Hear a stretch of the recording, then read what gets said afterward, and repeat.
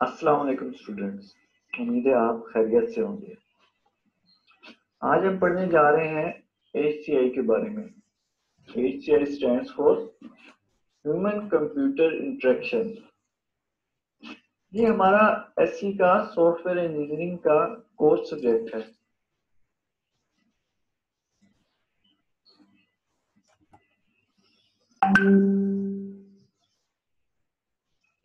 इसकी अहमियत का अंदाजा लगाने के लिए यही काफी है कि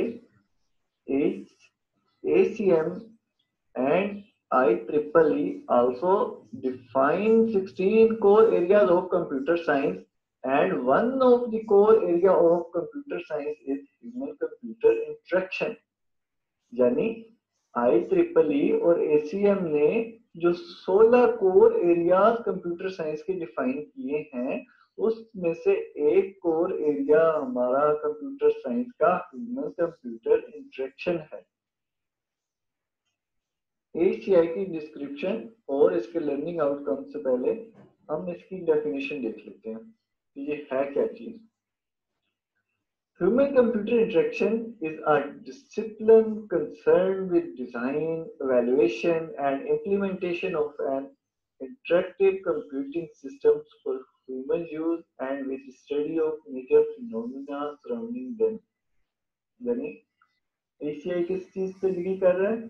हमारे डिजाइन से उसको यूजर फ्रेंडली बना रहा है ताकि कंप्यूटर और यूजर के दरमियान इंटरेक्शन को बढ़ाया जा सके, और वो देख रहा है कि कौन सी ऐसी चीजें हैं जिससे हमारी इंटरेक्शन जो है डिस्टर्ब हो रही है, और इस डिस्टर्बेंस को ओवरकम कैसे किया जा सकता है। यानी हमारे सिस्टम के डिजाइन जो है उसको इनहेंस कैसे किया जा सकता है, यूजर फ्रेंडली मोर अट्रैक्टिव कैसे बनाया जा सकता है।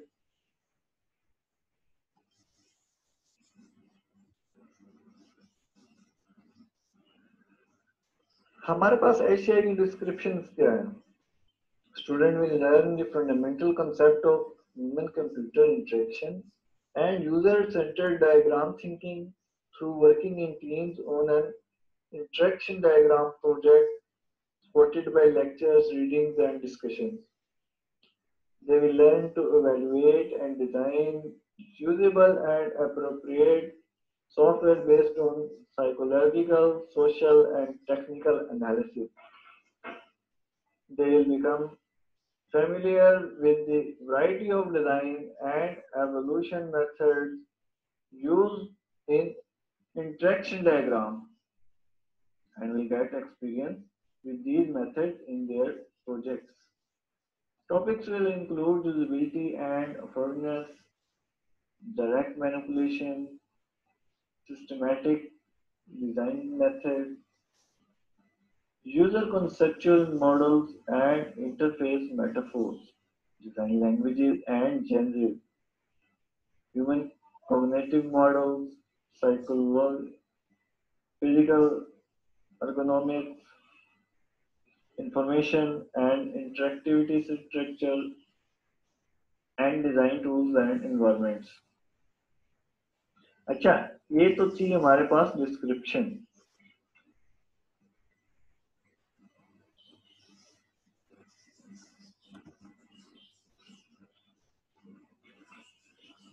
हमें ये सब्जेक्ट पढ़ने के बाद, ये कोर्स पढ़ने के बाद फायदा क्या होगा स्टूडेंट को, यानी स्टूडेंट का लर्निंग आउटकम्स क्या होंगे वो देख लेते हैं। Student understand fundamental design and evaluation methodologies of human-computer interaction, demonstrate knowledge of human-computer interaction design concepts and related methodologies, apply theories and concepts associated with effective work diagram to real-world application।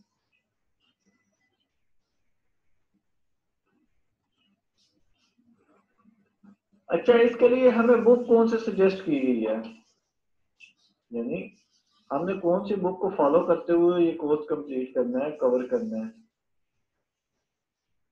इसके लिए book है जी हमारे पास human computer interaction 3rd edition, और इसके writer है जी Alan Dix. Janet Finley and Co. ISBN number 01304610991.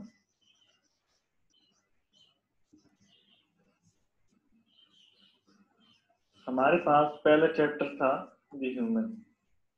अब हम देखते हैं कि इस चैप्टर में हम क्या क्या चीज कवर करेंगे। इंफॉर्मेशन इनपुट आउटपुट, यानी हमारा जो इंसान है वो इंफॉर्मेशन कैसे गेट कर रहा है, इनपुट कैसे ले रहा है, आउटपुट कैसे दे रहा है। इसके लिए उसके पास विजुअल है, ऑडिटरी है, हैप्टिक है, मूवमेंट है। विजुअल में हमारे पास क्या होता है, बसारत होती है, देखने की चीजें, यानी आंख आ जाएगी इसमें। ऑडिटरी, सुनने की सलाहियत, इसमें हम कान को पढ़ेंगे। हैप्टिक, हैप्टिक क्या होता है? हैप्टिक होता है टच करने की सलाहियत, यानी टचिंग सेंस। इसमें हम टचिंग सेंस को पढ़ेंगे। मूवमेंट, मूवमेंट है कि वो जो हिलजुल रहा है, हरकत कर रहा है, वो किस बेस पर हरकत कर रहा है, ये चीजें हम पढ़ेंगे इंफॉर्मेशन आयो में। इंफॉर्मेशन स्टोर्ड इन मेमोरी, जो इंसान है उसका जाहिर बात है हमारे अंदर ब्रेन है, इंसान में ब्रेन है, उसमें मेमोरी स्टोर होती है उसकी। मेमोरी के 3 टाइप्स हैं, सेंसरी मेमोरी है, शॉर्ट टर्म मेमोरी है, लॉन्ग टर्म मेमोरी है। ये चीजें हम पढ़ेंगे। इंफॉर्मेशन प्रोसेस्ड एंड अप्लाइड, जो इंफॉर्मेशन है वो आ रही है, हमारी आंख के जरिए इंफॉर्मेशन आ रही है, हमारे कान के जरिए इंफॉर्मेशन आ रही है, नोज के थ्रू आ रही है, टंग के थ्रू आ रही है, हैप्टिक जो हमारी सेंस है उसके थ्रू आ रही है। प्रॉब्लम सॉल्विंग हम देखेंगे कि जो हमें प्रॉब्लम्स आती हैं वो कैसे सॉल्व की जाती हैं। स्किल्स और एरर्स में हम डिफरेंस देखेंगे। अच्छा, इमोशन इन्फ्लुएंस ह्यूमन कैपेबिलिटी, इंसान है उसमें जज्बात होते हैं, वो इंसान के दिमाग पर कैसे असरात मरतब करते हैं, इन्फ्लुएंस ह्यूमन को कैसे वो इन्फ्लुएंस करते हैं, ये हम देखेंगे। ईच पर्सन इज डिफरेंट, ये एक अंडरस्टूड बात है कि हर इंसान मुख्तलिफ होता है, तमाम इंसान एक तरह के नहीं होते। किसी की सुनने की सलाहियत कम है, किसी की ज्यादा है, किसी की देखने की ताकत अल्लाह ताला ने उसे ज्यादा दे दी है, दूसरे इंसान है उसको देखने की सलाहियत जो है थोड़ी उसकी कम है, या दूसरे लफ्जों में हम ये कह सकते हैं कि एक की नज़र बहुत तेज है, एक की नज़र कमजोर है। ये यानी जो भी इंसान है उनमें एक दूसरे में डिफरेंस पाया जाता है। तो ये सारी चीजें जो है ये हम चैप्टर हमारा फर्स्ट है द ह्यूमन, उसमें हम सब्जेक्ट पढ़ेंगे।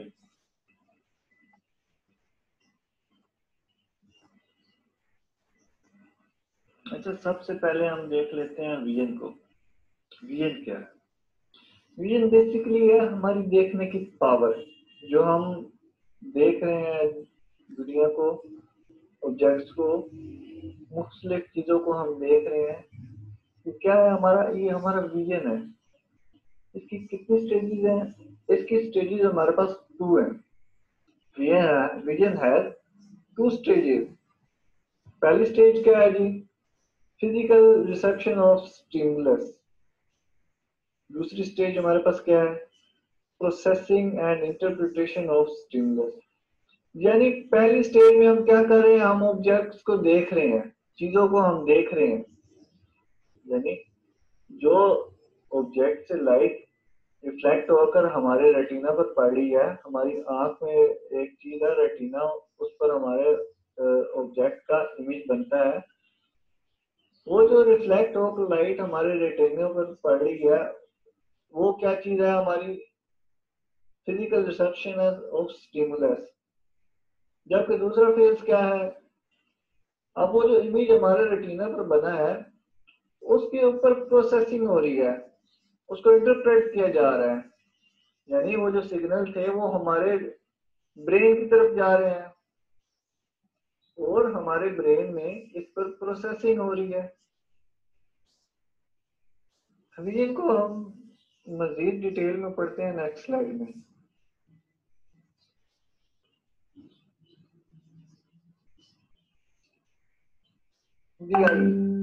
फिजिकल रिसेप्शन, यानी हमारी बॉडी में जो विजन का फिजिकल रिसेप्टर है वो क्या चीज है, वो आई है, हमारी आंख।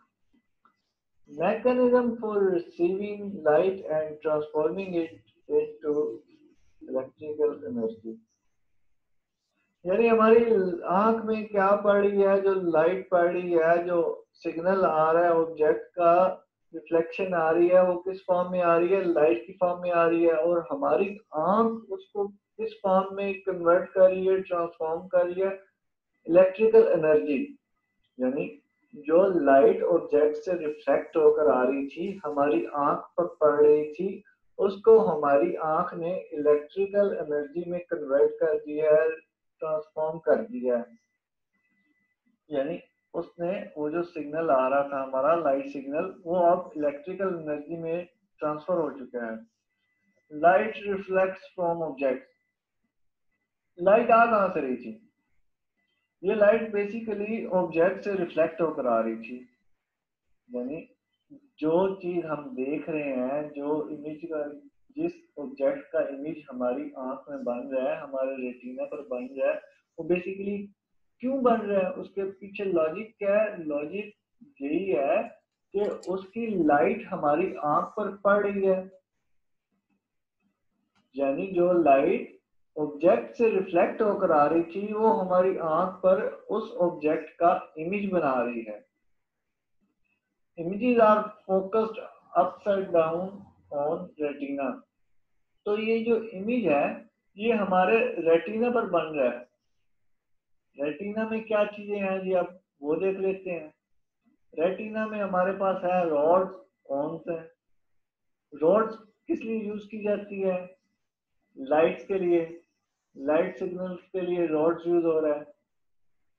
और कॉन्स किसके लिए हमारी आंख यूज कर रही है, कलर विजन के लिए, यानी कलर्स को देखने के लिए, उनको डिफरेंशिएट करने के लिए। हम देखते हैं अपने आसपास, देखते हैं हम रंग बिरंगी चीजें हैं, हमारी कलरफुल वर्ल्ड है। तो ये हमें कैसे पता चल रहा है, ये हमें डिफरेंशिएट कौन करवा रहा है, ये हमारे रेटिना में कौन है, वो हमें डिफरेंशिएट करवा रही है भाई ये कलर जो है ये दूसरे कलर से मुख्तलिफ है। फॉर एग्जाम्पल येलो कलर है, रेड कलर है, ब्लैक, वाइट, ब्राउन, ब्लू, ये सारे क्या है, ये हमें डिफरेंट नजर आते हैं। किस वजह से डिफरेंट नजर आ रहे हैं, ये हमारे आंख में जो अल्लाह ताला ने हमें नेमत बख्शी है आंख, उसमें रेटिना है, रेटिना में कोन्स है, वो हमें डिफरेंशिएट करके दे रही हैं। गैंग्लियन सेल, ये हमारा ब्रेन होता है, डिटेक्ट पैटर्न एंड मूवमेंट, यानी ये जो सारी मूवमेंट्स वगैरह हो रही है, पैटर्न्स हैं, ये सारे कहाँ स्टोर हो रहे हैं, ये हमारे ब्रेन में स्टोर हो रहे हैं, और वो डिटेक्शन परफॉर्म कर रहा है कि ये क्या चीज है। फॉर एग्जांपल आपने एक बार देखी जी कार, आपको बता दिया गया भाई ये जो चीज है ना जिसके चार पहिए हैं, ये जो चल रही है, सवारी के तौर पर हम यूज कर रहे हैं, इसका नाम कार है। ये अब कहाँ पर स्टोर हो गया है, ये आपके ब्रेन में स्टोर हो गया। जब आप देखोगे आप कहोगे यार ये जो पैटर्न था, ये इस तरह की मैंने पहले चीज देखी थी और मुझे बताया गया था कि ये कार है। आपको कैसे पता चला, क्योंकि आपको एक बार पहले बता दिया गया था, वो जो पैटर्न था आपके माइंड में, आपके ब्रेन में सेव हो गया वो था। अब आपके ब्रेन ने, जब आपकी आंख ने वो चीज दोबारा देखी, वो इलेक्ट्रिकल सिग्नल ब्रेन को भेजे, तो ब्रेन ने आपको बताया भाई ये जो पैटर्न आया है मेरे पास, इस तरह का पैटर्न मेरे पास पहले पड़ा है। और इसको आपने कार के नाम से सेव करवा रखा है। इसी तरह मूवमेंट्स वगैरह जो होती हैं, जो ऑब्जेक्ट्स मूव कर रहे होते हैं, ये डिटेक्शन कहाँ पर हो रही होती है? ये हमारा ब्रेन डिटेक्ट कर रहा होता है।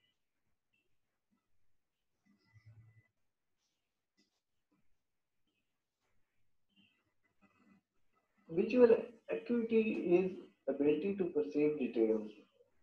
जो चीज होती है ये क्या चीज है? जिसे हम कहते हैं शार्पनेस, तेज नजरी, तेज निगाही। ये क्या करती है? डिटेल, इसमें एबिलिटी होती है, डिटेल का एहसास दिलाती है हमें। लेकिन ये जो हमारी एबिलिटी है ये लिमिटेड है। Familiar object perceived as constant size, यानी वो ऑब्जेक्ट जिनसे आप फेमिलियर हैं, आपने उनको काफी बार देख रखा है, वो आपको अगर दूर से नजर आएंगे, पास से नजर आएंगे, तो उनका जो पैटर्न आपके माइंड में बनेगा वो सेम होगा, वो हमेशा कांस्टेंट रहेगा। यानी एक बंदा है, उसको आप डेली देखते हो जी, आपने वो देखा कि वो दूर से आ रहा है, तो आपके माइंड में उसका इमेज जो है वो वही बनेगा जो आप करीब से देखकर नजर आता है। यानी जो चीजें आप कॉन्स्टेंटली देखते रहते हो, आप उनसे फेमिलियर हो, उनका साइज हमेशा आपके जो माइंड पे बनता है, आपके ब्रेन पे बनता है, वो कॉन्स्टेंट ही रहता है। चाहे आप उन्हें दूर से देखें या पास से देखें, उनका जो पैटर्न है वो हमेशा सेम रहेगा। नेक्स्ट पॉइंट है जी, cues like overlapping help perception of size and depth. Cues like क्या होती है? जैसे हमारी त्रिकोण बनी हुई होती है, अगर इमेज जो है बड़ा नजर आ रहा है तो हम देख रहे हैं कि भाई ये जो साइज है इमेज का, या तो वो बड़ा है या हमारे पास वो खड़ा है। यानी अगर इमेज दूर बन रहा है, छोटा इमेज बन रहा है, लेकिन आपको पता है भाई ये जो हमारे माइंड में पैटर्न था उसका ये साइज था। अब इमेज जो है, जो आपको नजर आ रहा है, आपकी रेटिना पर जो इमेज बन रहा है वो साइज में स्मॉल है।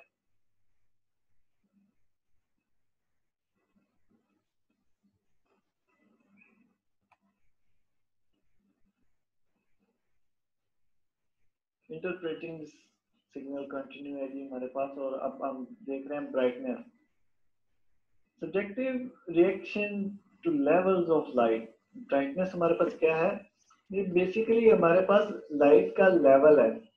हम देखते हैं जैसे शाम होती है, शाम को क्या होता है, लाइट का जो लेवल होता है वो कम होता है, लाइट थोड़ी होती है, सूरज गुरूब हो रहा होता है, तो उस वक्त क्या होती है, ब्राइटनेस हमें लो नजर आती है, अंधेरा छा रहा होता है।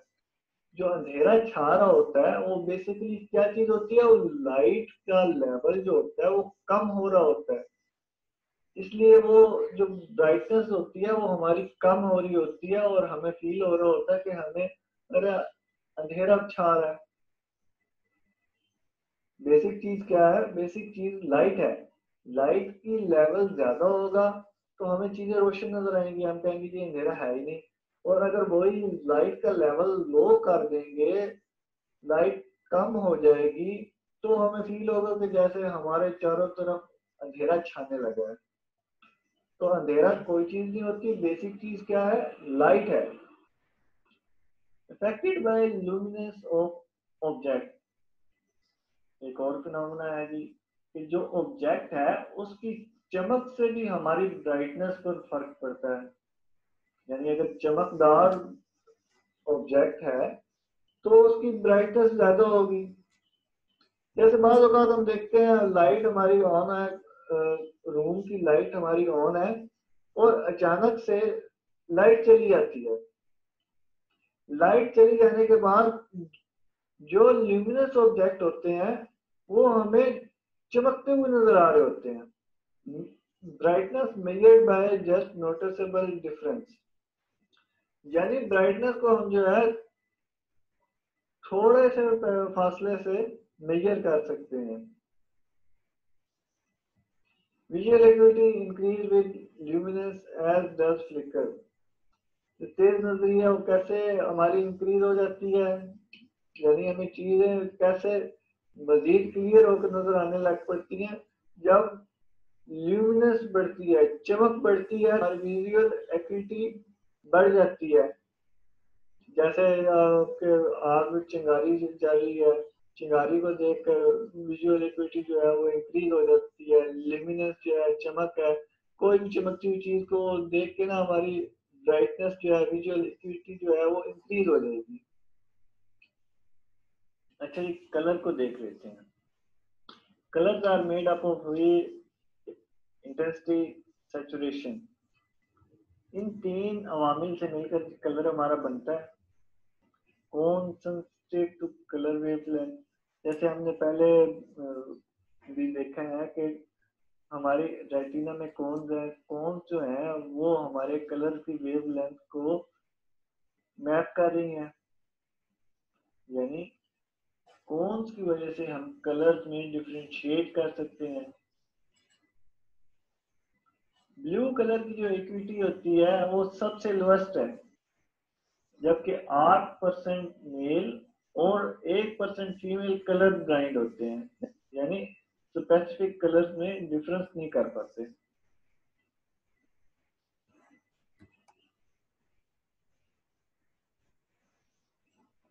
विजुअल के बाद हमारे पास आ जाता है रीडिंग। रीडिंग क्या है? रीडिंग की सेवरल स्टेजेस है। Visual pattern perceived, decoding using internal representation of language, interpreted using knowledge of syntax, semantic, pragmatic।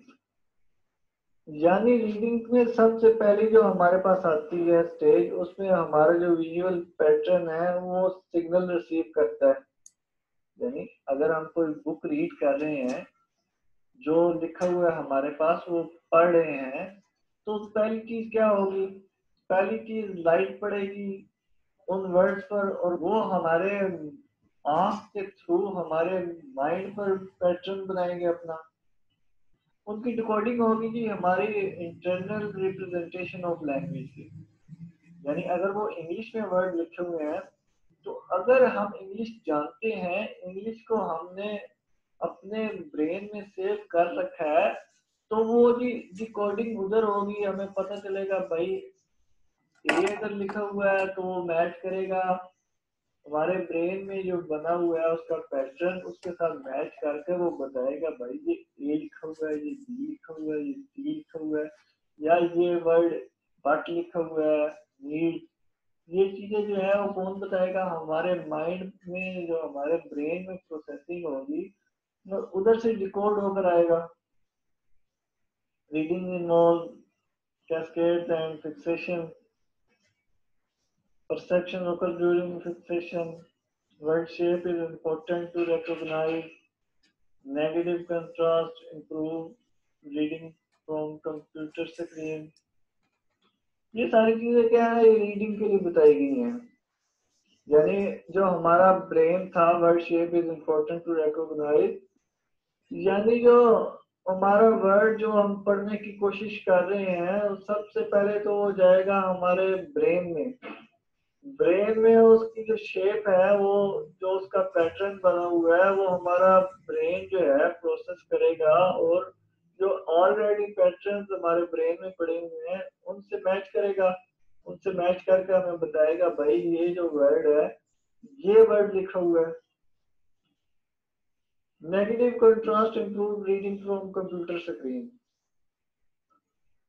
इसका मतलब है कि अगर आप सफेद बैकग्राउंड यूज कर रहे हैं तो उस पर आप ब्लैक कलर से लिखें, और अगर आप ब्लैक बैकग्राउंड यूज कर रहे हैं तो उस पर आप व्हाइट कलर से लिखें। ये क्या चीजें हैं? ये एक दूसरे के नेगेटिव कलर्स हैं। इससे क्या होगा? इससे आपकी रीडिंग की पावर जो है वो इंप्रूव करेगी। अगर आप कंप्यूटर स्क्रीन से पढ़ रहे हैं, तो अगर आप बैकग्राउंड भी आपने ब्लैक रखा हुआ है और ऊपर आप ब्लू कलर से लिख रहे हैं, तो ये आपकी जो रीडिंग पावर है उसको डिक्रीज कर देगी। तो बेस्ट प्रैक्टिस क्या है कि आप नेगेटिव कलर चूज करें।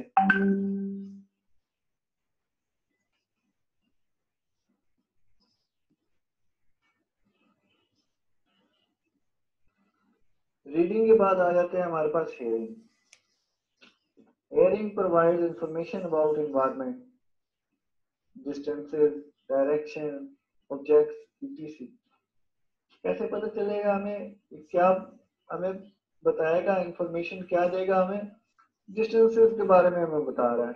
यानी अगर आप दूर से आवाज सुन रहे हो तो मध्यम सी आवाज है, आप कहोगे यार ये बंदा ना अभी इतने फासले पर है मेरे। डायरेक्शन, वो जो आवाज आ रही है आपको अब सुनने के बाद पता चलेगा यार ये मेरे इस साइड से आवाज आ रही है, इस डायरेक्शन से ये आवाज आ रही है। और उस आवाज से आपको क्या पता चलेगा कि यार ये ऑब्जेक्ट जो है मेरे करीब आ रहा है। अगर आवाज करीब आती जा रही है, आवाज की जो फ्रीक्वेंसी है वो बढ़ती जा रही है, तो आपको पता चलेगा यार कोई बंदा कॉन्स्टेंटली मेरे करीब आ रहा है। या अगर उसकी फ्रीक्वेंसी कम हो रही है तो आपको समझ आएगी कि कोई बंदा मेरे से दूर जा रहा है। फिजिकल ऑपरेटर्स क्या है, यानी कि इसको सुनने के लिए, हेयरिंग के लिए हम अल्लाह ताला ने हमें क्या चीज दी है, किस चीज से हमें नवाजा है।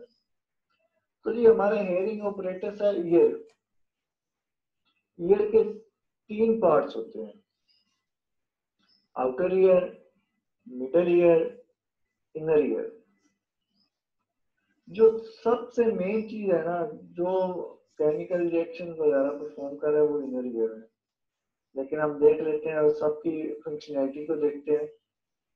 Outer ear, outer ear protect inner and amplifies sound. यानी जो आउटर ईयर है वो हमारे इनर ईयर को प्रोटेक्ट कर रहा है बाहर के असरात से, और हमारे साउंड को जो हमारे कानों तक आ रहा है उसको एम्पलीफाई कर रहा है। Middle ear, middle ear transmits sound waves as vibration to inner ear. यानी जो आउटर ईयर जो हमारा एम्पलीफाई कर रहा था साउंड को, वो ही साउंड एम्पलीफाई किया हुआ साउंड हमारा मिडल ईयर जो है उसको साउंड वेव्स की फॉर्म में वाइब्रेशन जनरेट कर रहा है और इनर ईयर को सेंड कर रहा है। इनर ईयर का काम देख लेते हैं हम। Inner ear chemical transmitters are released and cause impulses in auditory nerves। यानी वो जो वाइब्रेशन आ रही थी, साउंड वेव आ रही थी, उस पर उसने केमिकल प्रोसेस किया और उसको इम्पल्सिस में ट्रांसफर करके, कन्वर्ट करके उसने ऑडिटरी नर्व को भेज दिया। यानी वो जो साउंड हमारा आउटर ईयर पर पड़ा था, आउटर ईयर ने एम्पलीफाई करके मिडल ईयर को सेंड किया, मिडल ईयर ने उसको वाइब्रेशन की फॉर्म में इनर ईयर को सेंड किया, और इनर ईयर ने उसको केमिकल प्रोसेस के बाद इम्पल्सिस की फॉर्म में ऑडिटरी नर्व को, यानी कि हमारे ब्रेन को सेंड कर दिया। अब जो फर्दर उस प्रोसेस होगा वो हमारे ब्रेन में होगा। ब्रेन डिसाइड करेगा प्रोसेस करने के बाद कि ये जो हमारे पास आवाज आ रही है ये किस चीज की है। हमारे पास जो पहले से आवाजें पड़ी हैं जो हमने सेव कर रखी है, हमें उनके बारे में नॉलेज है कि ये इन चीज, ये आवाज इस चीज की है, ये आवाज इस चीज की है। तो वो उनसे मैच करने के बाद हमें बताएगा यार ये जो हमारे पास आवाज आ रही है ये इस चीज की आवाज आ रही है। साउंड में क्या होता है जी? साउंड में हमारे पास तीन चीजें हैं, pitch, loudness, timber.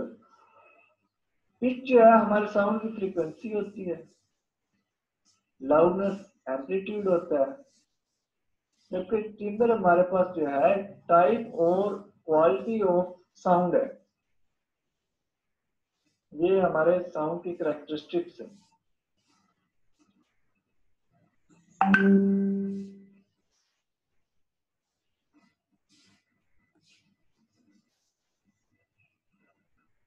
Human can hear frequencies from 20 hertz to 15,000 hertz. यानी हमारा इंसानी कान कितनी फ्रीक्वेंसी का साउंड सुन सकता है, साउंड की कौन सी फ्रीक्वेंसी रेंज तक उसकी समाप्त में आ सकती है, वो जी 20 हर्ट्ज से लेकर 15,000 हर्ट्ज तक की फ्रीक्वेंसी का साउंड